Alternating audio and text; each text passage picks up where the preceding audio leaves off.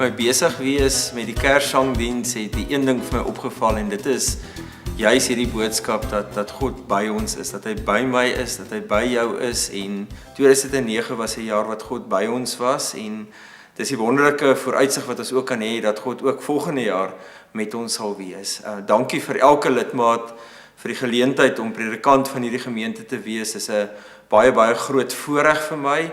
Dankie ook vir al die ondersteuning.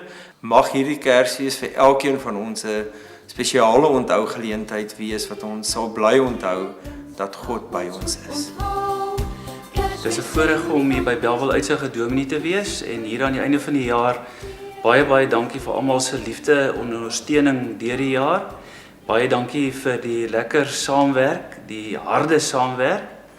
En as 'n mens hier na Kersfees se tyd toe kom, mag die genade van Jesus Christus regtig waar vir julle ook help om te kan afskakel en te kan rustig raak en om te verstaan wat Kersfees beteken en wat Jesus Christus vir ons beteken. En vir 2010 gaan ons baie hoor van sokkerdoele. Mag die Here vir ons die genade gee dat ons nie net van sokkerdoele sal hoor nie, maar dat ons in Bellville Uitsig die doel bereik wat die Here vir ons het in die jaar 2010. Aan al die mense van Bellville Uitsig gemeente, van my en Riet se kant af, baie dankie vir 'n wonderlike jaar saam met julle. Ons wil graag vir julle baie geseënde Kersfees toewens.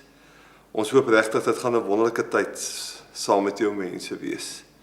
En vir julle wat dalk 'n geliefde hierdie jaar verloor het, of ons enkellopende persone, vir julle ook baie spesiaal. Hoop ons dit gaan 'n alright Kersfees wees. Baie voorspoed vir die nuwe jaar. Ek en Riet sien uit om volgende jaar weer saam met julle die pad te stap.